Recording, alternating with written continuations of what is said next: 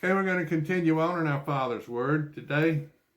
This is 1 Kings chapter 22, verse 5. And Jehoshaphat said unto the king of Israel, Inquire, I pray thee, at the word of the Lord today. Then the king of Israel gathered the prophets together, about 400 men, and said unto them, Shall I go against Ramoth Gilead to battle, or should I forbear? And they said, Go up, for the Lord shall deliver it into the hand of the king. And Jehoshaphat said, Is there not here a prophet of the Lord besides, that we may inquire of him? And the king of Israel said unto Jehoshaphat, There is yet one man, Micaiah, the son of Imlah, by whom we may inquire of the Lord. But I hate him, for he doth not prophesy good concerning me, but evil. And Jehoshaphat said, Let not the king say so. Then the king of Israel called an officer and said, Hasten hither Micaiah, the son of Imlah. And the king of Israel and Jehoshaphat, the king of Judah, sat each on his throne, having put on their robes in a void place, at the entrance of the gate of Samaria. And all the prophets prophesied before them. And Zedekiah, the son of Shaniah, made him horns of iron, and he said, Thus saith the Lord, With these thou shalt push the Syrians until thou hast consumed them. And all the prophets prophesied so, saying, Go up to Ramoth Gilead and prosper, for the Lord shall deliver it into the king's hand. And the messenger that was gone to call Micaiah spake unto him, saying, Behold, now the words of the prophets declare good unto the king with one mouth. Let thy word, I pray thee, be like the words of one of them, and speak that which is good. And Micaiah said, As the Lord liveth, what the Lord saith unto me, that will I speak. So he came to the king, and the king said unto him, Micaiah, shall we go against Ramoth Gilead to battle, or shall we forbear? And he answered, Go and prosper, for the Lord shall deliver it into the hands of the king. And the king said unto him, How many times shall I adjure thee, that thou shalt tell me nothing but that which is true in the name of the Lord? And he said, I saw all Israel scattered upon the hills, as sheep that have not a shepherd. And the Lord said, These have no master. Let them return every man to his house in peace. And the king of Israel said unto Jehoshaphat, Did I not tell thee that he would prophesy no good concerning me, but evil? And he said, Hear thou therefore the word of the Lord. I saw the Lord sitting on his throne, and all the host of heaven standing by him on his right hand and on his left. And the Lord said, Who shall persuade Ahab, that he may go up and fall on Ramoth Gilead? And one said on this matter, and another said on that matter.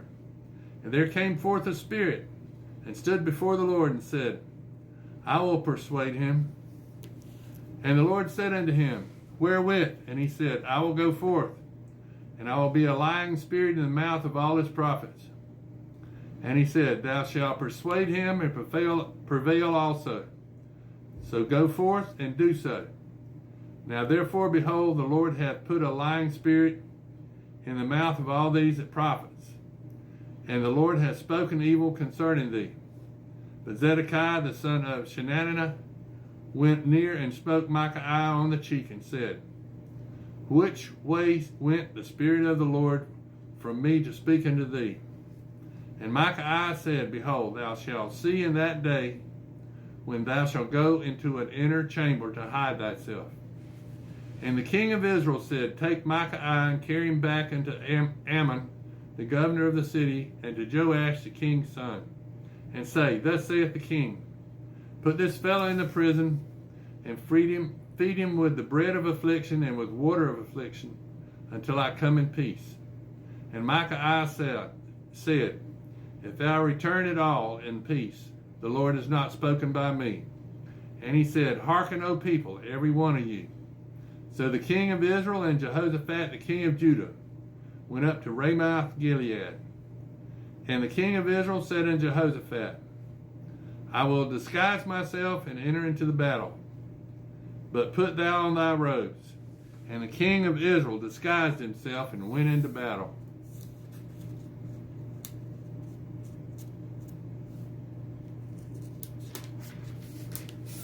But the king of Syria commanded his 32 captains that he had rule over his chariots, saying, Fight neither with small nor great, save only with the king of Israel. And when it came to pass, when the captains of the chariot saw Jehoshaphat, that they said, Surely it is the king of Israel. And they turned aside to fight against him. And Jehoshaphat cried out. And it came to pass, when the captains of the chariots perceived it was not the king of Israel, that they turned back from pursuing him. And a certain man drew a bow at venture, and smote the king of Israel between the joints of the harness. Wherefore he said unto the driver of his chariot, Turn thine hand and carry me out of the host, for I am wounded.